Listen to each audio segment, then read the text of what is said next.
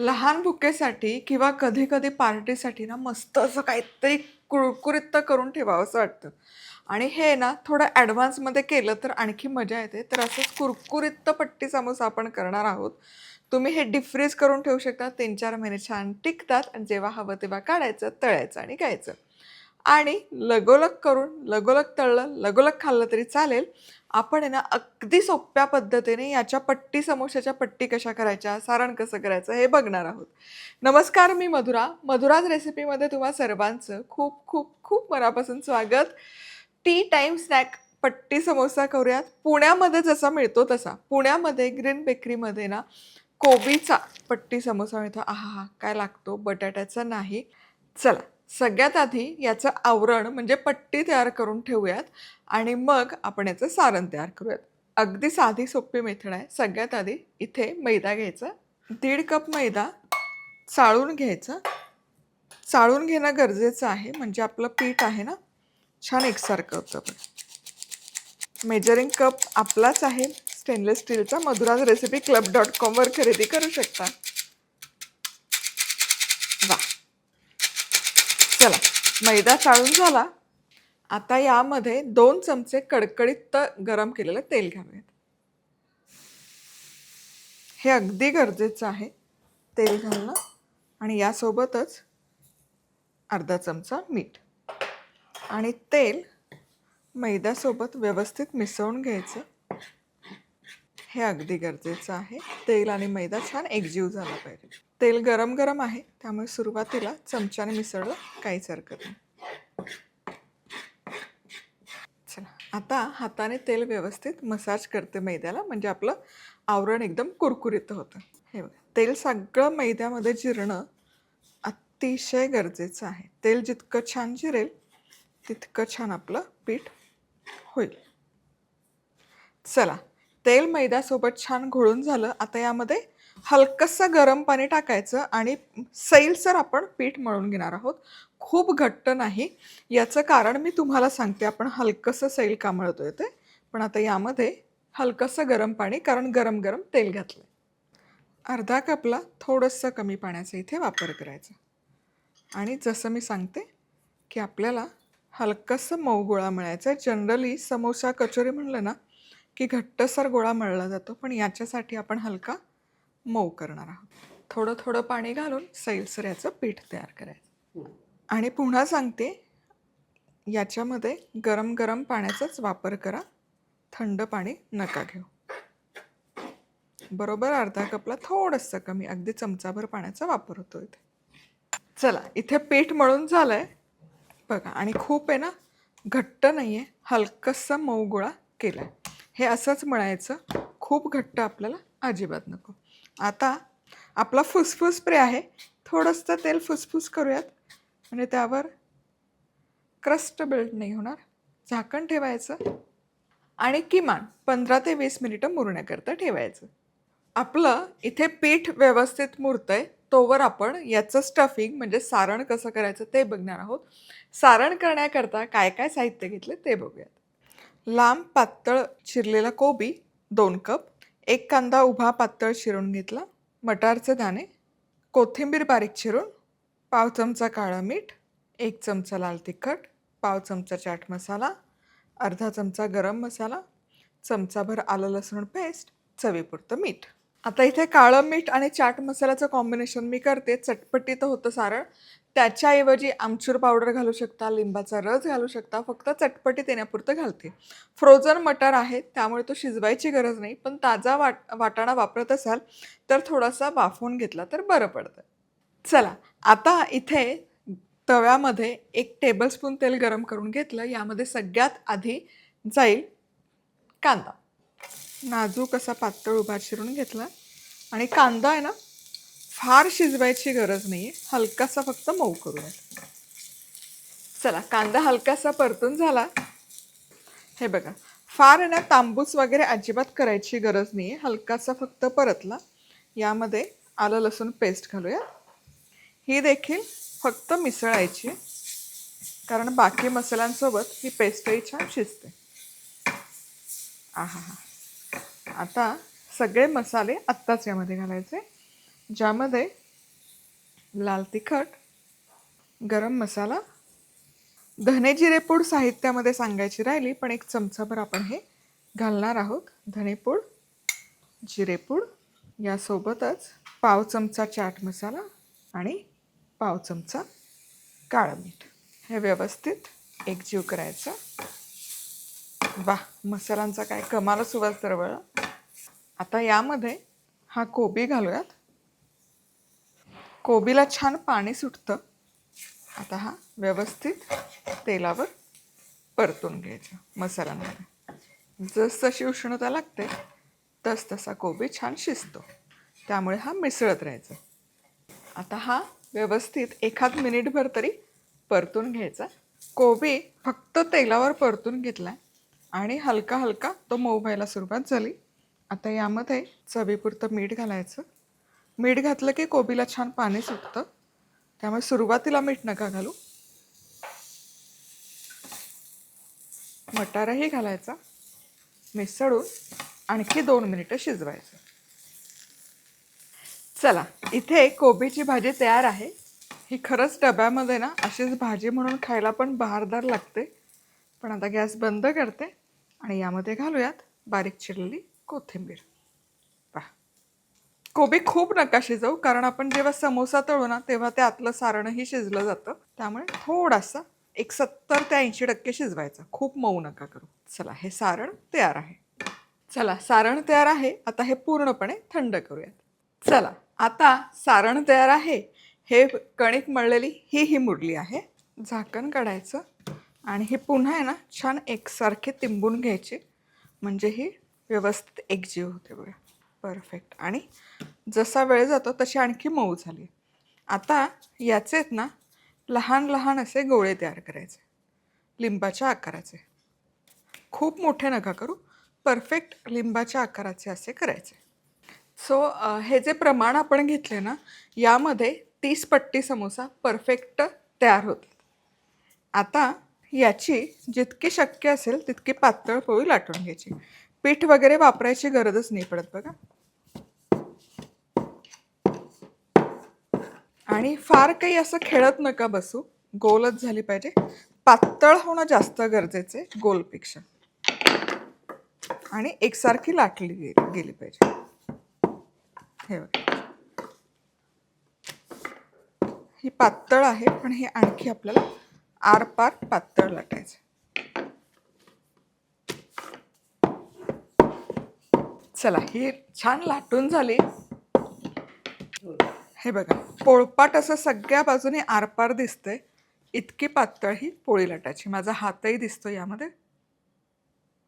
आता बरेच जण काय करतात, ते घडीवर घडी ठेवतात. तो इतका कुटाणा होतो आणि त्रासदायक होतो, तुम्हाला सांगते.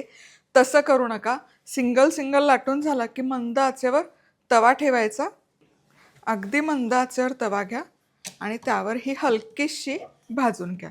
रंगबिंग बदलला नाही पाहिजे, फक्त त्यातला ओलसरपणा हलकासा कमी झाला पाहिजे. हे बघा, लगेच उलटली देखील. यामुळे काय होतं, आपली जी पट्टी समोसा आहे तो तेलकट नाही होत. त्यामुळे ही प्रोसेस अगदी गरजेची आहे. डाग बिग नाही आले पाहिजे, ड्राय पण नाही झालं पाहिजे. हे बघा, आता ही पोळी लगेच उचलायची. हे बघा, हाताने पण मॅनेज करू शकते. फक्त वाफवून घेतली ही पोळी. आता अशी जाळीवर ठेवूयात. ही आपली एक शीट तयार आहे आणि यावर लगेच झाकण ठेवायचं. हे काय फक्त भाजायचं आणि लाटायचं आहे ना? जा बस, मी करते. पातळ लाटायचे. बरं, ओके. काय सोपं तर आहे.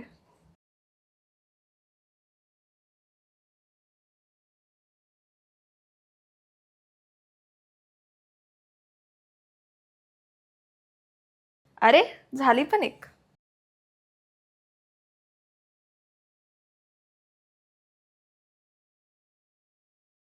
चला, इथे काही शीट्स तयार करून घेतल्या मी. हे बघा, मस्त अशा एकसारख्या होतात आणि ओलसरही राहतात आणि खूप सुक्याही नाही होत. आता काय करायचं, आता या एकावर एक अशा एकसारख्या ठेवून झाल्या की या मध्यभागाने याला कट मारायचं आणि मग साईडला कट करायचं. म्हणजे आहे ना जाडीला एकसारख्या होतात, रुंदीला एकसारख्या होतात. आणि ही कड आहे ना, ही कड नंतर तुम्ही तळू शकता. छान अशी खारी शंकरपाळीसारखी चवीला लागते. ही अशीच तळायची.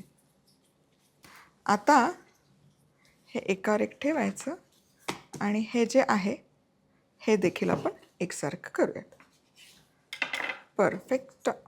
आणि हे कडा टाकून द्यायची गरज नाही आहे, झाकूनच ठेवते आणि नंतर आपण तळूयात. हे बघा, छान आपल्या पट्टी समोसाच्या शीट्स तयार आहेत.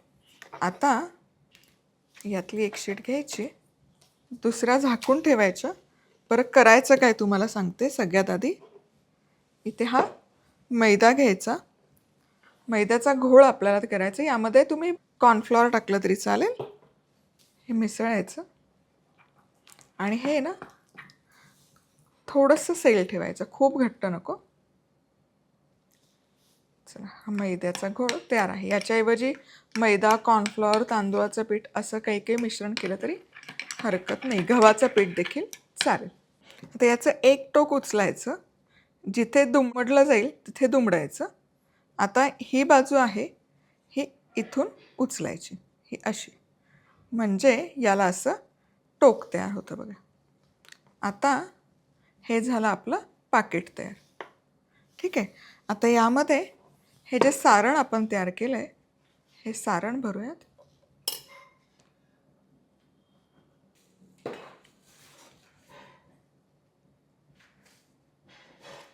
हे आता हातात न धरता थोडंसं असं खाली हे करूयात. याच्यावर ही जी स्लरी आहे मैद्याची ही लावायची. ही घडी अशीच ठेवायची. ही वरची बाजू आहे ही देखील मैद्याने दुमडायची. ही इथे घडी मारायची आणि हे टोक इथे जुळवायचं. परफेक्ट. आता या शीट लांबीला कमी झाला आहे, त्यामुळे याला फोल्ड नाही बसणार, म्हणजे आत घुसवता नाही येत. पण ही अशी टोकं छान बंद करायची. बरं, आता ही आतमध्ये दुमडली जाते, पण ही लांबीला कमी झाली आहे, त्यामुळे आपण दुमडत नाही आहे, फक्त ही फोल्ड करतो, फक्त ही सील करून घेतो. परफेक्ट. आणि ही सील केलेली बाजू आहे ही कायम अशी ठेवायची, म्हणजे जेव्हा आपण तळतोय तेव्हा ही बंद केलेली बाजूच तेलामध्ये सोडायची, म्हणजे ना समोसा सुटत नाही आणि छान तळला देखील जातो. आणखी एक दाखवते. हे बघा, हे टोक उचलायचं, हे असं दुमडायचं.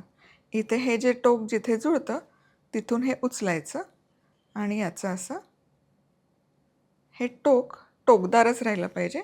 आणि इथे हवं तर थोडीशी स्लरी लावा, म्हणजे सुटणार नाही. ठीक आहे. आता याच्या मधोमध हे सारण घालायचं. शक्यतो हे उचलू नका, नाहीतर काय होतं ना, ही लांबीला कमी झाली त्यामुळे फक्त सुटायची शक्यता जास्त आहे. सारण छान आतपर्यंत भरायचं. सारण भरून झालं की मैदा लावायचा. इथे पण मैदा लावायचा. आधी हे टोक दुमडायचं, म्हणजे मग आपला पट्टी समोसा सुटत नाही.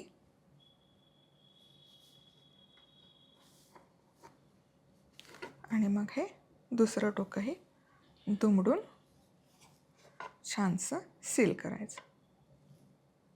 चला, इथे पट्टी समोसा सगळे नाही केले, अर्धे तयार केलेत. तळून दाखवते. आणि तळताना खूप मोठ्या आचेवर तेल नका गरम करू, म्हणजे तेल कडकडीत गरम झालं की गॅस मंद आचेवर करा आणि मंद आचेवर तळा, म्हणजे आतपर्यंत तळले जातील. आणि पुढची आणि महत्त्वाची गोष्ट जी आधी पण सांगितली, जी बाजू आपण बंद केली ती आधी खाली सोडा, म्हणजे मग ती तळताना सुटणार नाही. ज्या बाजूने सील झालं आहे ही बाजू खाली तेलामध्ये सोडा. हे बघा, ज्या बाजूने बंद झालं आहे ती बाजू आधी तेलामध्ये सोडते.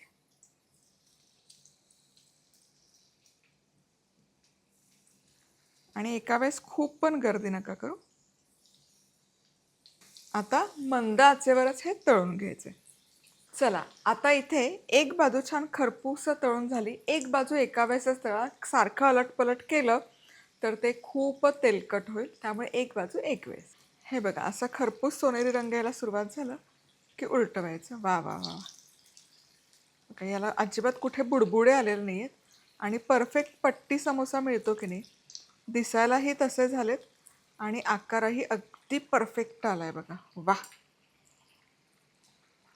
चला, पहिली बॅच तळून तयार आहे. आता ही काढेपर्यंत गॅस बंद करते, म्हणजे तेलाचा ताव कमी होईल. पुढची बॅच टाकतात.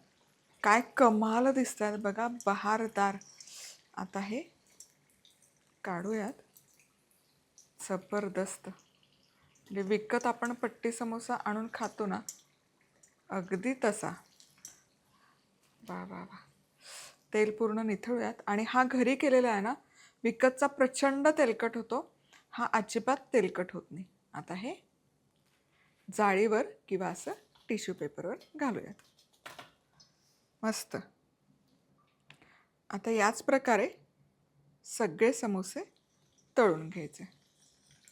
आता हे तयार करून आहे ना, पॉकेट सगळे तयार करून डीप फ्रीजला ठेवलं कच्चं असताना तर 3-4 महिने छान टिकतं. फक्त जेव्हा तळायचं तेव्हा बाहेर काढा, डिफ्रॉस्ट करा आणि तळा. किंवा पार्टीला वगैरे असं रूम टेम्परेचरवर पण भरून जरी ठेवलं तरी छान 1-2-3 तास राहतं. पण ओलसरपणा त्याच्यामध्ये उतरायची जास्त शक्यता असते भाजीचा. त्यामुळे कोबीचे नको, पण बटाट्याचे वगैरे तुम्ही भरून स्टफ करून 1-1.5 तास आधी तयार करून ठेवू शकता. किंवा अर्धे कच्चे तळून ठेवा आणि जेव्हा पाहुणे येतील तेव्हा पूर्ण तळून त्यांना खाऊ घाला. हा हा हा. दिसतात बहारदार, होतात कमाल.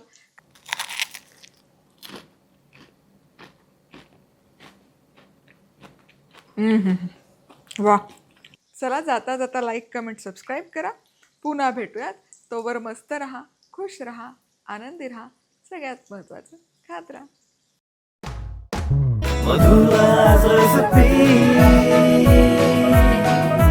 मधुराज रेसिपी, महाराष्ट्राची अस्सल चव.